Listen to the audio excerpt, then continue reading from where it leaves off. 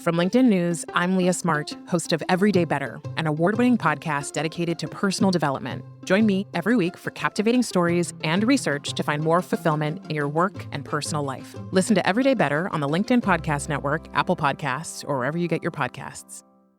Did you know that small and medium businesses make up 98% of the global economy, but most B2B marketers still treat them as a one-size-fits-all?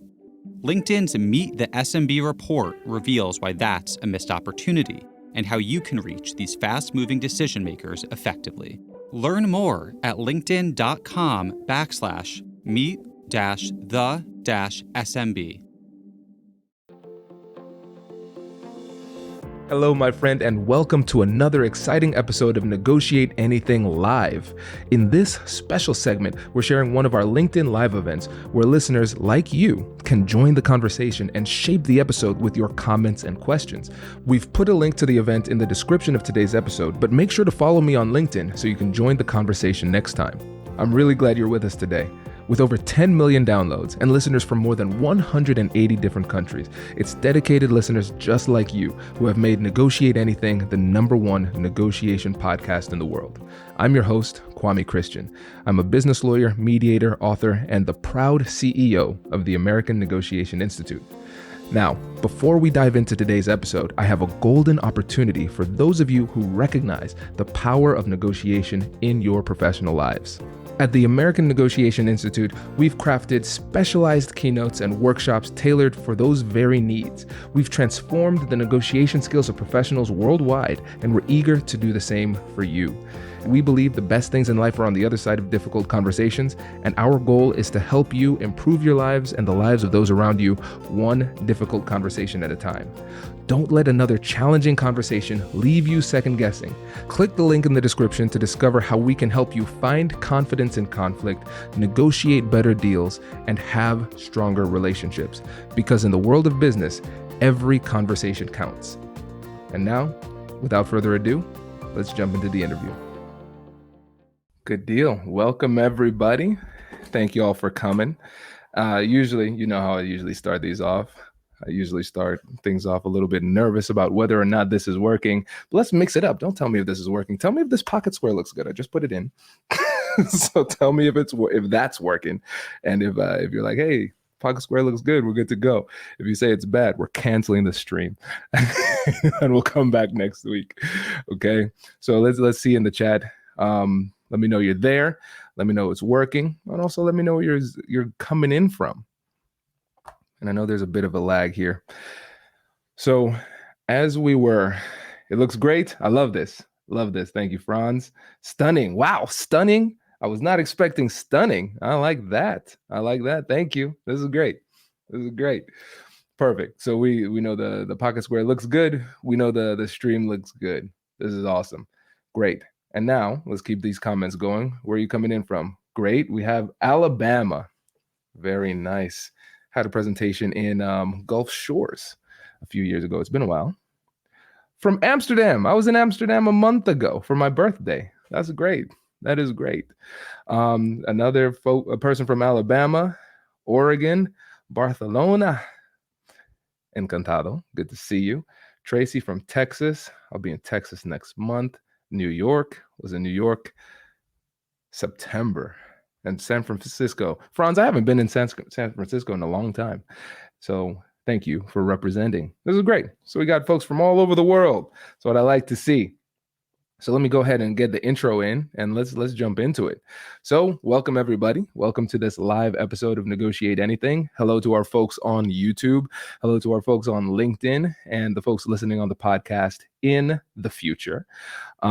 It's great to have you all here. If you're liking what you're hearing, make sure to follow me if you're on LinkedIn and give us a little 5-star love on the podcast and subscribe if you're on YouTube as well. Because our goal with ANI is to try to be the organization that produces the most free negotiation related content in the world. And so this is part of that goal. So when you subscribe, when you leave 5-star reviews, those type of things, it helps us to accomplish our goal. And then Pat, good to see you. Oh, and we have somebody from Nigeria. This is great. So Canada and Nigeria in the house too. This is awesome. Great. Now let's talk about the topic of today's LinkedIn Live. this is a tricky one, negotiating reality. And it led to a once in a lifetime poll result where I think the question was something like, have you ever had a situation where you and your counterpart in a difficult conversations completely saw reality differently? 100% of people who responded said that they've dealt with this. I've dealt with this too. And it can be really, really perplexing and really challenging and frustrating too. And I think a good place to start with this is with definitions, but taking a bit of a more philosophical bend on this. So let's get a definition on truth. How would you define truth? What does truth mean to you? It seems like almost a weird question. It is what it is, right? It's objective. But how do we determine truth? Because if truth is so obvious and it kind of is what it is, its essence is itself, then why is it that we have this consistent problem where we're seeing the truth so differently? Especially if we have what we would consider to be evidence for our truth, how come that isn't enough, right? So let's get a definition on the table for truth. I think this is going to be a really, really good place to start, because as it relates to everything that we talk about, as it relates to negotiation, conflict resolution, human interaction in general, mindset is going to be a massive element of what's required to be successful. Mindset is going to be of utmost importance, because if you don't have the right mindset, you won't be able to utilize the skill set when it actually matters. So let's talk about what truth is. So Pat, coming in first here, there are 3 levels of truth, and that is the confusion. Oh, we're getting deep. We're getting deep really, really quickly. I like that. Feel free to elaborate on that one, Pat. But yes, the different levels of truth. This is good. Let's get somebody else in here too. And as you start typing in, I know there's a bit of a lag between what I'm saying and when you hear it. And it's going to take some time to answer this question, because it's not as obvious as you would think.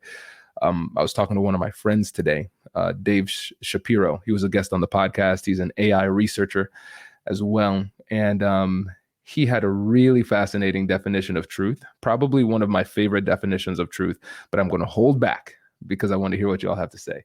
So let's see. What else? Amanda, thank you for this. Truth is rooted in our values, which results in the differences in how we perceive the situation. Oh, that is deep. Absolutely. Yeah, our values are going to change our perception. So 2 people can look at the exact same thing and then come to completely different conclusions based on our values. That's great. That is that is great. Perfect. And Pat is dropping some dimes in here too, so we'll wait for you to get through all of those. And as you're going through, Pat, I'm going to share Dave's definition. I really, really like this. So Dave said that his definition of truth is the stories that we choose to believe. The stories that we choose to believe. And it's really interesting when you think about it that way, right? So if you think about it from that lens of stories we choose to believe, there are going to be different reasons we come to certain conclusions about certain things. A lot of times we will say, all right, it's based on evidence. It's based on observation. This is what I see. And this is what leads me to my conclusion. It's not a story. It's based on evidence. Another person can come up with different evidence that they believe to be objective, and that is used to substantiate a different story. And when you think about it through the lens of bias, confirmation bias, really what we have are situations where we have conclusions in search of evidence. Conclusions in search of evidence. So I have a preferred conclusion, a preferred way of seeing the world, and then that's going to lead me to subconsciously cherry pick evidence that substantiates my preferred conclusion. So I have a story, and then I'm going to gather data that substantiates the story. I have a preferred story, right? This is good. I see somebody, it just comes up as a LinkedIn user for me, so I can't see the name, but truth should be indisputable facts. That's great. Sometimes that we have the privilege of having indisputable facts, like a recording of what somebody actually said. That's like the gold standard. If we have that, that's great. Not always. We don't always have that, but if we do, that's very, very helpful. Hello, my friends. Before we get back to today's episode, I want to ask you a question. Have you ever wondered how to elevate your team's negotiation game and how you can help the folks on your team have better, difficult conversations? At the American Negotiation Institute, we offer transformative keynotes and workshops tailored to empower professionals with top-tier negotiation and conflict resolution skills. Whether it's a keynote for your next event or hands-on training for your team, we've got you covered. Don't just negotiate. Master the art with the American Negotiation Institute. Click the link in the description to find out more. Elevate, negotiate, and succeed. Small and medium businesses don't have time to waste, and neither do marketers trying to reach them. On LinkedIn, more SMB decision makers are actively looking for new solutions to help them grow, whether it's software or financial services. Our Meet the SMB report breaks down how these businesses buy and what really influences their choices. Learn more at linkedin.com/meet-the-SMB. That's linkedin.com/meet-the-SMB. Good. Okay, so Pat, let me read through these. So Pat says, here's an example of number one, it's windy in Florida in October. Number two, it rains pretty hard in Florida in October. And number three, are you out of your mind? Do not vacation to Florida in October or expect to be blown away from a hurricane. Okay, good. So we have three different examples of how somebody could perceive the exact same situation. I like that. That is good, right? Now, let me give you an example here too about how these, like this definition, the stories that we choose to believe. Let's give an example of how this can manifest itself in an actual difficult conversation. So for me, as a mediator, back when I was mediating a few years ago, one of the things that was interesting is that my mediation style was shuttle diplomacy. So I would talk to each group individually. Then at the end, if we start to get close to a deal, I would bring them together so they can start to build some positive momentum for the relationship going forward. But in the early stages, I'm talking to each group individually. And so at first, when I would go into these rooms, I would hear the story from the plaintiff first. What's their beef? What's their side of the story? What is their gripe, their grievance, and what do they hope to get from this? All right, great. I hear the story. They paint the picture of this other person who is horrible. Okay. And then I go and I talk to the defendant and I hear their side of the story. And it is completely different, to the point where early on, there were times where I asked myself, did I wander into the wrong mediation room? Because these stories are so vastly different. They couldn't possibly be the same situation. This is wild. And I would say to myself, there's 0% chance that we can come to a conclusion in this situation. There's no way they're going to agree. There's no way we're even going to make progress because they are seeing this so completely differently. But after doing hundreds of these mediations, I'm realizing it just becomes a fun game. The more different the stories, the more fun it becomes trying to figure out a path forward, a solution forward. Because even in these situations where it's not just the fact that we do not agree on the facts and we have different perspectives, there's situations where one person would say, hey, this person owes me $50,000. And then the other person says, hey, not only do I not owe them $50,000, but they owe me $75,000. I'm like, wow, this chasm is massive. How do we break through this? But there are ways, and it seems almost magical, but there are ways to move through this.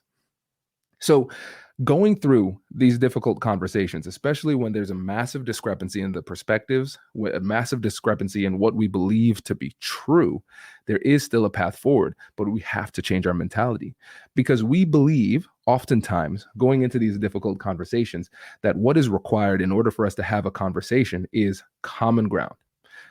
Common ground. We need to be able to see things in the same way, operate from the same kind of set understanding of what is to be true, and then we can move forward and start to manufacture an agreement or a path forward. That's not always possible. That is not always possible. And so a lot of times people end up giving up on these conversations before you even get into the conversation because you can't get to that point of common ground. So I want to encourage you to shift your mentality, because if we can get common ground. That's great. I mean, it is objectively easier to have a conversation with somebody if you do have established common ground where you see things from the same perspective. You're not always going to get that. So what is more practical and achievable, even if you see things very differently, is mutual understanding. So what do I mean by mutual understanding? It does not mean agreement. This is kind of like radical empathy. So when I'm thinking about empathy, again, I'm not talking about empathy from a touchy-feely type of perspective.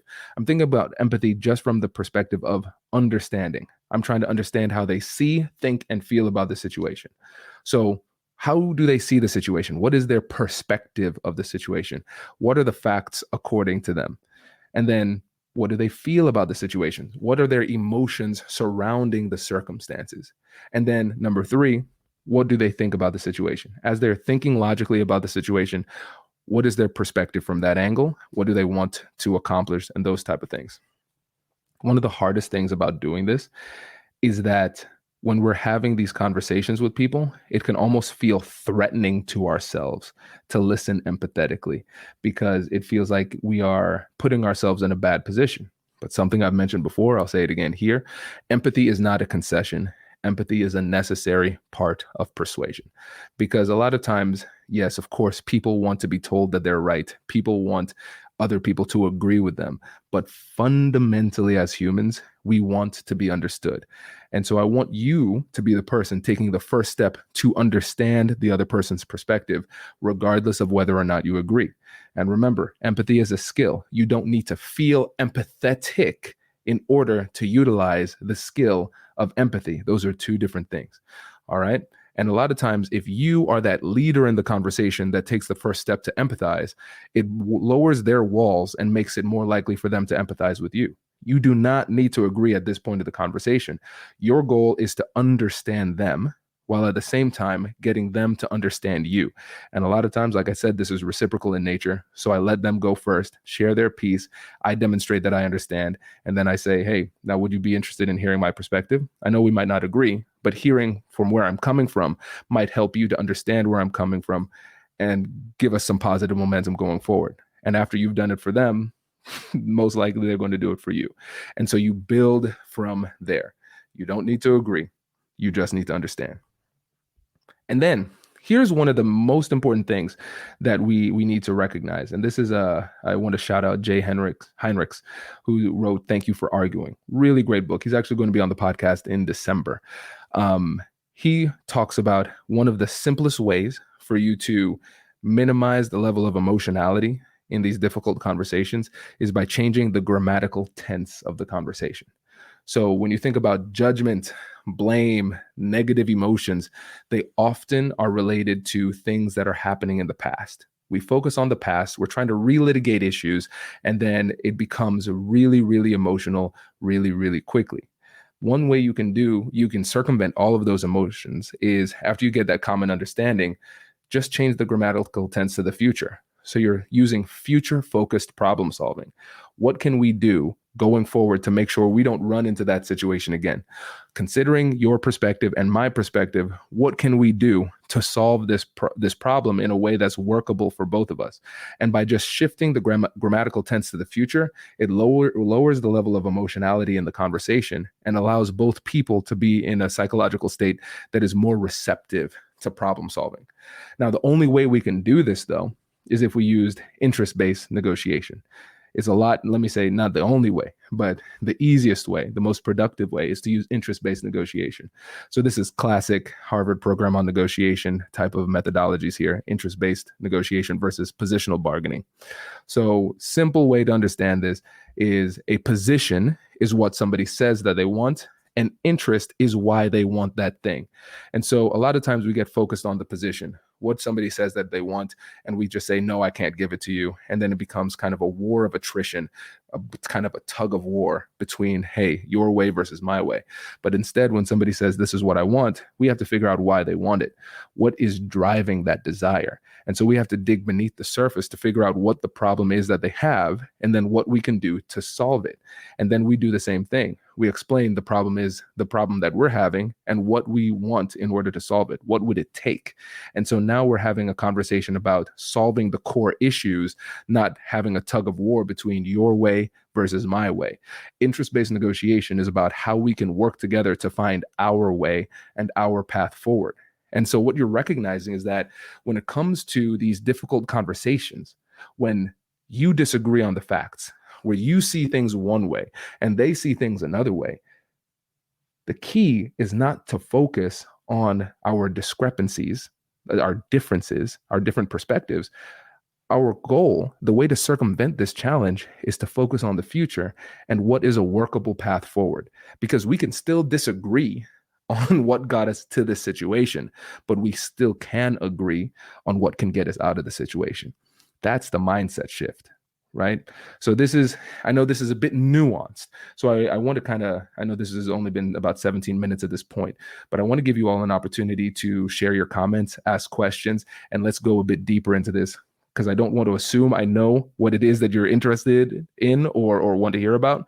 So this is an opportunity for you to go deeper with the questions and comments that you have. So if Simon, if you've highlighted anything, let's see what comes up. Okay, Joshua, you need to have mutual understanding. It comes from a position of being able to validate to the other person that they've been heard and understood, even if you do not agree. Well said. Well said. Yeah. And when we think about validation, again, this is not agreement, not necessarily. You can agree while validating, but you can still you can still validate without agreeing. I think that's really important. The way that I think about validation is I think about it kind of like a math teacher in grade school. So I want to give them an opportunity to show their work. And then I'm going to look for opportunities to give them partial credit. I might not agree on the full answer that they came up with, but I can say, hey, listen, based on your perspective, I can understand how you got there. And oftentimes that is enough to give check that box of mutual understanding. And then you can build on that momentum going forward. So great point there, Joshua. Really, really great point. Ryan, Kwame, how do you suggest taking the lead while not diminishing the competence of your team? Ooh, competence of your team. Now, jump in here, Ryan, because I'm going to make some assumptions here. So when we're thinking about diminishing the competence of the team, it seems like you want to make sure that you can be that conversational leader in the moment without the other people in the conversation feeling as though you are kind of dominating the interaction. I just want to get some clarity on that before I go into the specificity of it. Because in these conversations, we're going to have some that are more transactional, where there's somebody who is outside of the organization or not on our team, and we're having these difficult conversations. Might be a client, it might be a relationship that went sour in the business world, whatever it happens to be. The dynamic will look a little bit differently within a team. So I just want to clarify on that. But I think one of the things we have to do is kind of state the obvious, because if we start to take control of a conversation, especially if it is hostile in nature, there's some emotionality.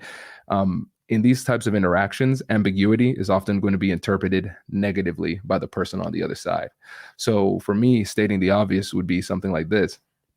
Just saying, hey, I can tell this is really important to you, and it's important to me too. So I'm glad we're having this conversation. And I know that given the way that you've described the situation, we see things differently, and that's okay. That happens from time to time. So my goal is to get a better understanding of you so we can try to work something out going forward. That's an example of a preamble. And then I would end that by asking an open-ended question, by saying something like, with that being said, one thing that would help me understand you is if you could explain XYZ. And now you're giving them the opportunity to explain themselves. So they're responding to your question, which means that they're following your lead, but you've established why you're approaching the conversation in this way with your preamble, which makes it less likely for them to interpret it negatively. Okay, cool. Yeah, Ryan, I see. Yes, specifically around sales or presentations. I think especially in sales too, it's very easy for these conversations to become needlessly combative, because at the end of the day, what a sales interaction is two people coming together to see whether or not somebody has a solution to their problem. So we have to understand each other to get there too. But often it's overlooked having those difficult conversations internally, because we are so focused on those external negotiations, those big obvious negotiations with the other side, that we don't bring that same level of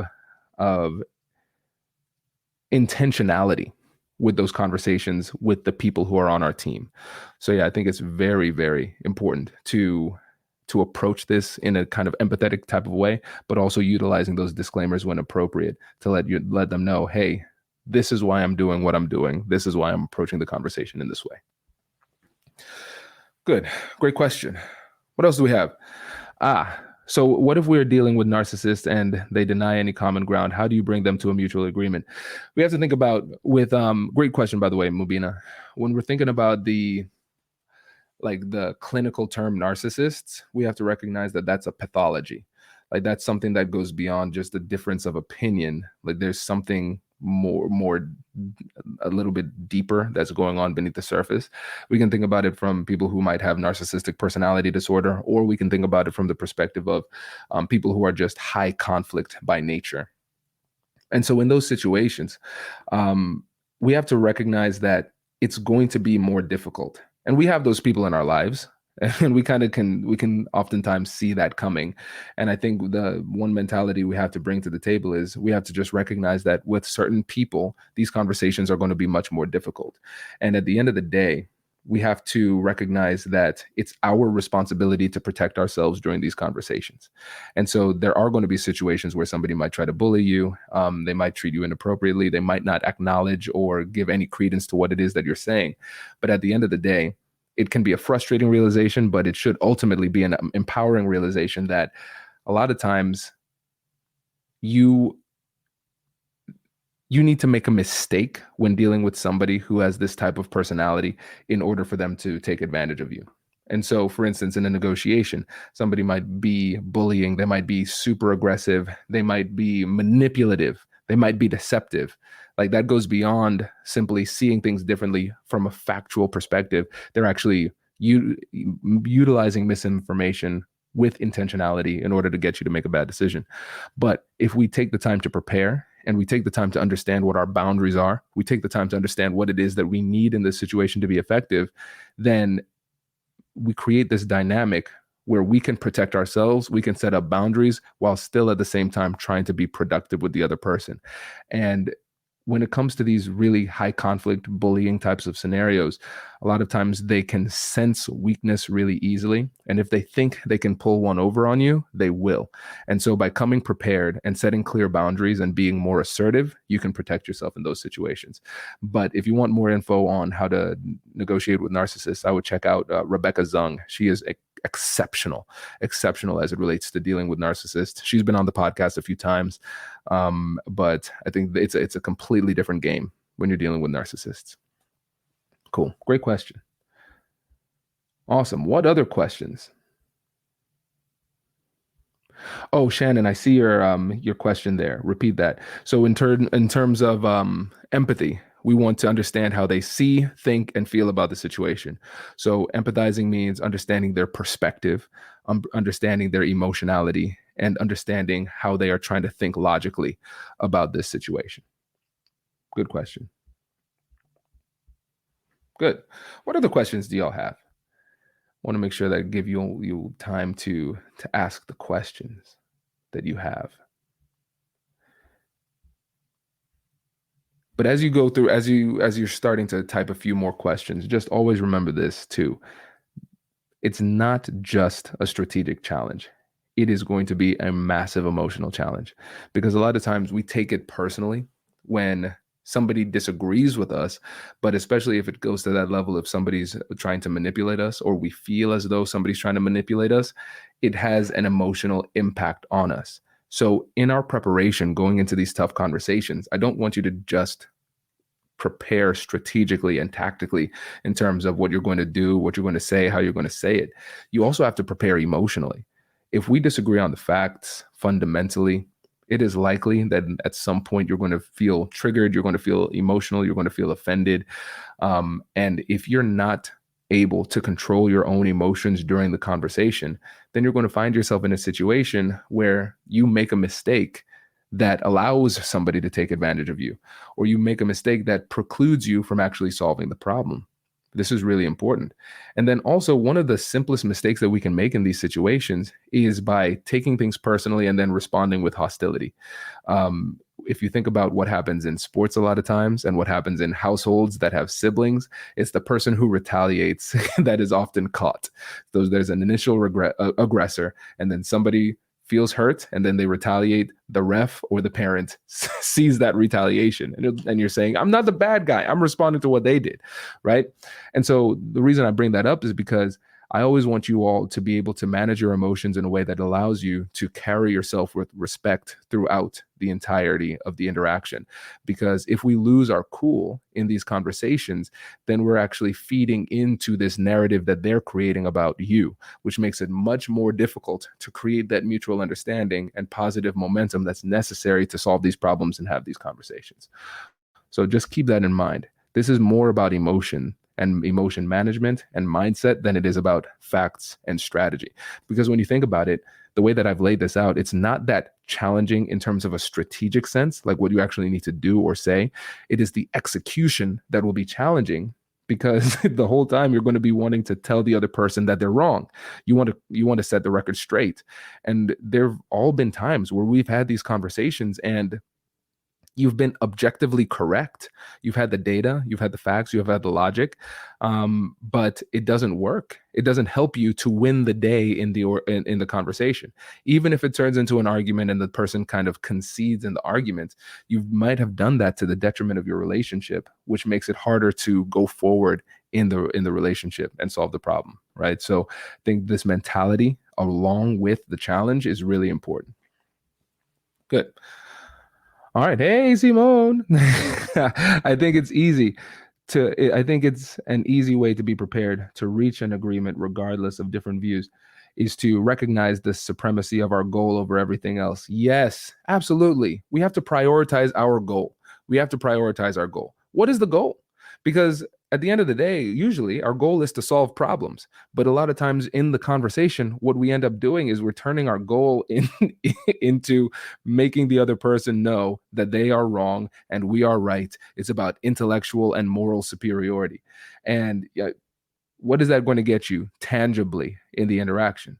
Most likely nothing substantive, right? And so we have to stay focused on our goal. Keep your eyes on the prize, as they say.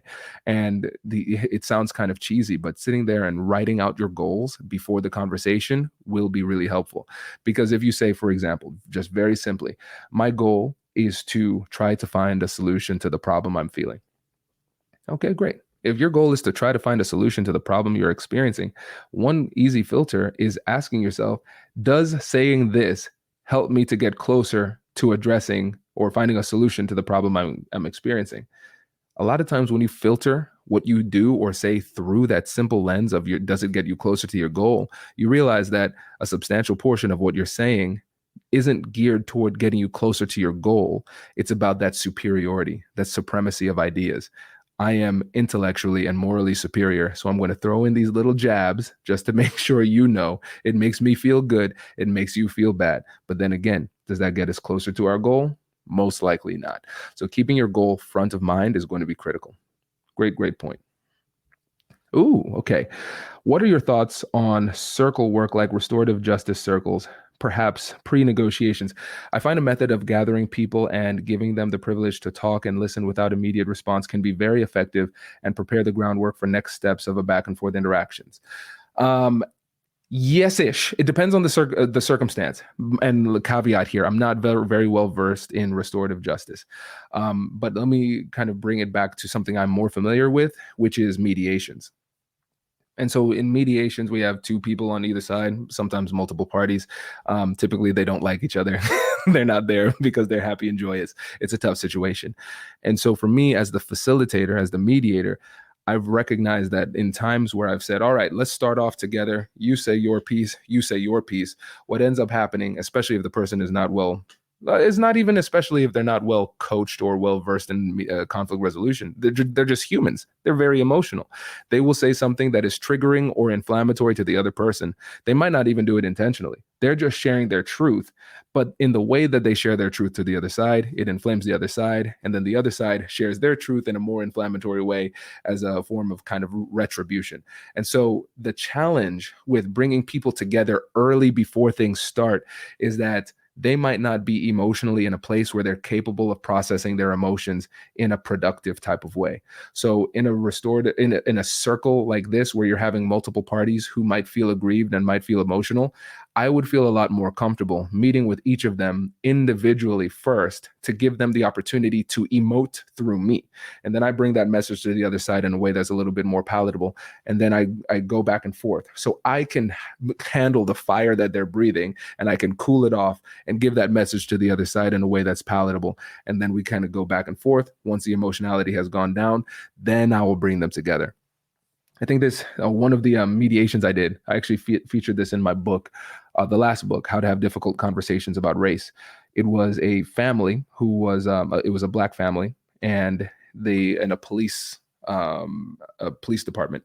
And so the Black family felt that they were mistreated by the police department. After I reviewed the situation, legally speaking, the police department didn't do anything wrong legally, but there were stylistic challenges and tonal challenges that made it feel more oppressive than it actually was. But there were strong feelings on the family of on the side of the Black family, because they felt like they were aggrieved and they were treated unfairly because of their race, which makes it more difficult and more emotional.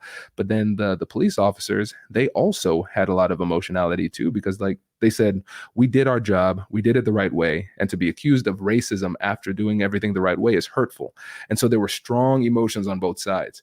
And so I had to kind of cool those off on both sides before I could bring them together. And it turned out to be really great. They had a great conversation, and they actually worked together to talk about different policy changes they could put into place that would make sure that something like this doesn't happen again in the future.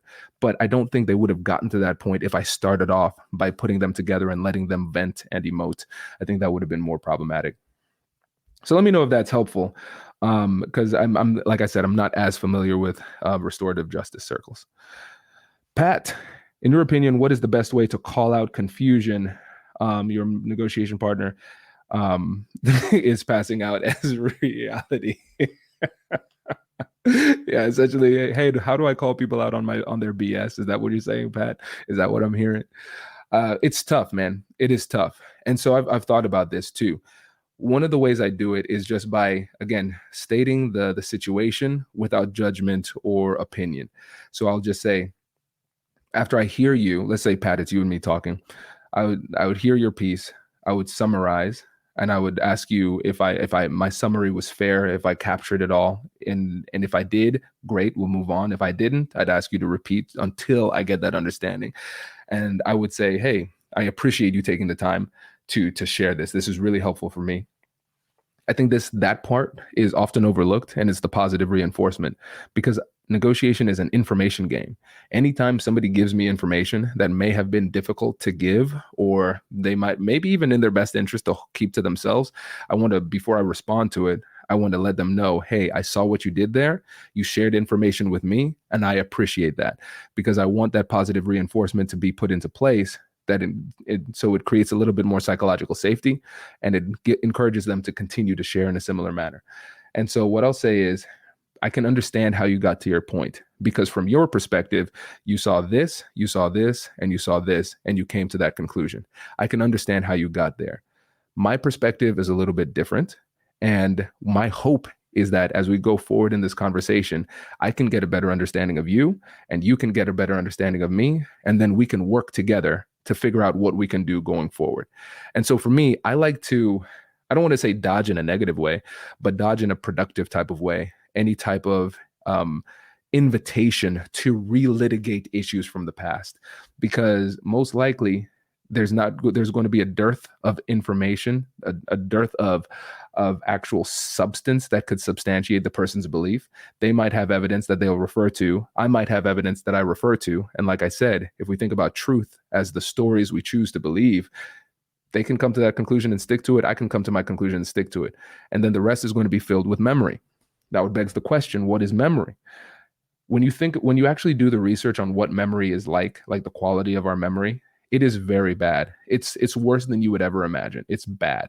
And so a simple memory lesson here, psychologically speaking, with memory, our brains don't work like a video camera where we just record these things and store it on our memory. And then when we're bringing it up, when we're thinking about it again, we're just playing the tape.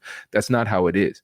It's more of thinking about remembering things in terms of bullet points and then recreating the imagery and the sound and everything based on the bullet points that we came up with, our little memory summary.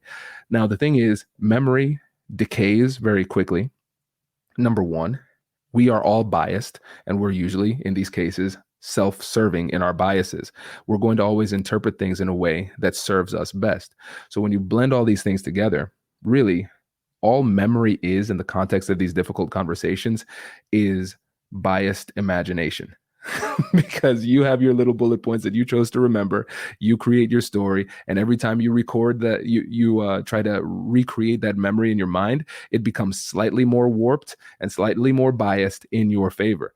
So yeah, your memory is going to be very different from my memory, and we both could be genuinely honest and earnestly honest in our interpretations. So trying to relitigate the past based on your imagination and my imagination just is not helpful. Simply is not helpful, right? So I don't want to find myself stuck in these types of conversations. So whenever somebody tries to go into the past and relitigate it, I'll say, listen, you have some really good points. And like I said, based on the points that you have, I can understand where you came to your conclusion. And I have some points that I believe, and they differ from yours. And that is okay. That is okay. But in order for us to figure out what we need to do going forward, we have to focus on the future. Given that, ask an open-ended question, and it forces them to kind of respond and follow your lead in a more productive direction. Yeah. Cool. Great question, Pat. Good. And I see a bit more detail on the circles. Yeah, I should do a little bit of research on restorative justice, specifically those circles, because I'd be really interested to see what those dynamics look like in and what it's structured like. So thank you for that. I'll do some research on that too. Cool. All right, peeps. Well, we've been going for about 40 minutes. This is fun. This is great. I appreciate all of your questions and your comments and everything. And before you go, just leave a comment. What do you think would be a good topic for future LinkedIn Lives? We've been doing this for a while now, and I think it's been going pretty well. But I want to go deeper. And I know my mind will take me to talk about certain things that I think are cool, but I want to make sure that those are things that resonate with you. So as we wrap up, just put your thoughts in the comment, give us some suggestions for what you think would be good going forward, and we'll see if we can make it happen. But I appreciate all of you. Thank you all for coming, and I'll catch you in the next one. I'll see you. Congratulations, you've just joined an elite club. By listening to a full episode, you're now officially on the Negotiate Anything team. So welcome aboard. What most team members do is they subscribe to the podcast because that allows them to automatically get the latest episodes of the show. The best things in life lie on the other side of difficult conversations. Keep learning, keep practicing, and keep getting better. Your relationships will improve, your career will soar, and you'll have the confidence you need to get the most out of these crucial conversations. Again, thank you for joining the team. We're excited to have you, and I will see you in the next episode. I'll catch you later.